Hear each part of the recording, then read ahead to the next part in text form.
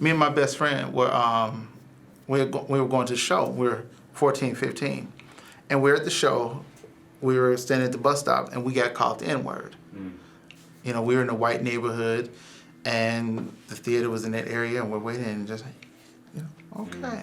When we were moving down there, he already had a job, and he was moving there first.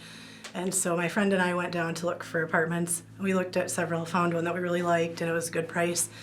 Went in and, you know, got the tour, and woman was really nice. And then we came back the next day or something like that with Jef, and her entire mood changed. And you don't know for sure if that's what's going on or not. And then Jef, I think, asked her if there was anybody else, right? I asked, are there any other, if there are any people of color that live in the building? And Would we be the only people of color? And she didn't know, I think, right? Yeah, she said she doesn't There were only know. like 10 tenants, and she was the owner. And then shortly thereafter, when I was still up here, he was in Janesville, and I was here working, and I got a call saying that we didn't get the apartment because something with Jeff's work didn't check out, and the phone number he gave was incorrect. You know, and I finally did confront her, and I said, you know, if you just don't want us to live there for some reason, maybe you should just tell me, because everything you're telling me it all checks out. And I said, I can give you the phone number right here. And then she's like, well, no, that's not it. I guess you can have it. So then she was willing, you know, once she was kind of called out on it, she was willing to give it to us. And so we said, no, that's okay. We'll look for somewhere else. Yeah, I just got out of high school. I was driving down the road to Chicago, and Chicago being is a very segregated place. It's lots of people, but very segregated. And I was driving down the street. I was actually going to a friend of mine's house. There was a cop. There was a couple of cops that was on the street, and I slowed down to let the cop go across. And he just took his slow time, and I said the word I said. And next thing I know, I got 2 police cars behind me. And I'm like, what's the problem? What did you say to the officer? And I told him what I said. The officer said, well, you know, what were you doing? I said, I slowed down so that you can get across the street. I wasn't trying to see what was happening. I was going to go to a friend of mine's house, and you happened to walk across the street in the middle of the street as I'm driving. So then we got into an altercation where he said, well, I'll just take you to jail now. I said, no, you won't. I've not done anything to you. I was driving my car. You decided to walk in the middle of the street. You could have gotten hit. And no, you're not taking my car. If you want to take my car, you're going to follow me to my house. And then you can take me to jail if that's the case. And so then he said something about, well, you know, you better watch your back. And I said, no, you better watch yours. Now, I was 20 years old and didn't have the greatest of sense, but my mother was like, you should never say that, Erin. You know, she got really on me about it. But that's the thing I think about me as a youth, that I was a fighter. If you came to me about anything, you know, if I felt threatened, I was fighting. Sure. And so now that I'm older, I try to be less, I thought you were gonna say like, yeah, right. You know, I try to be less of a fighter than I used to be, but I would come out swinging. And so I try to be less defensive about things, but sometimes it comes out when I feel it. And it's my first instinct that like, okay, you do something to me, I'm swinging. And I honestly try not to look at things as race initially. I try to look at it and say, okay, so what could this be other than that? Sure. Could this be something else?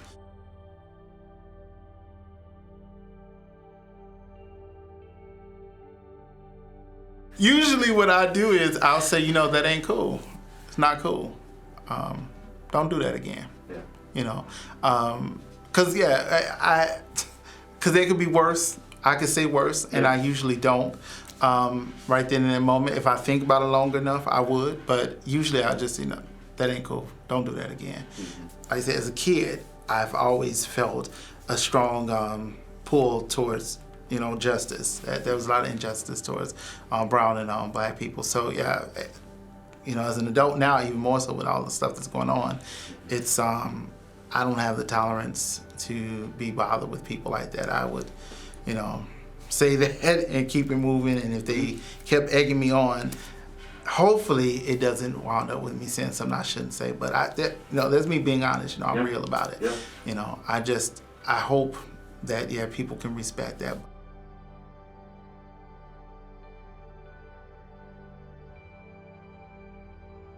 First prayer. That's my go-to prayer. And going to sincere people to talk about what's going on. You have to find somebody that just you feel safe with, to share things with. Also, not being afraid to ditch those people that don't support you. Mm-hmm. When you say something and you see that that person who you thought was safe is not safe, or they don't care, or they whatever are going to use that against you. Yeah.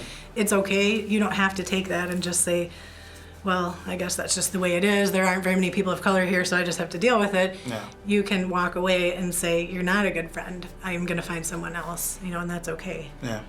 Well, I think the big thing for me now is I'm being more intentional. I am, I'm doing a group dealing with faith and racism because it's important. There's this election, past election, has brought out a lot of stuff.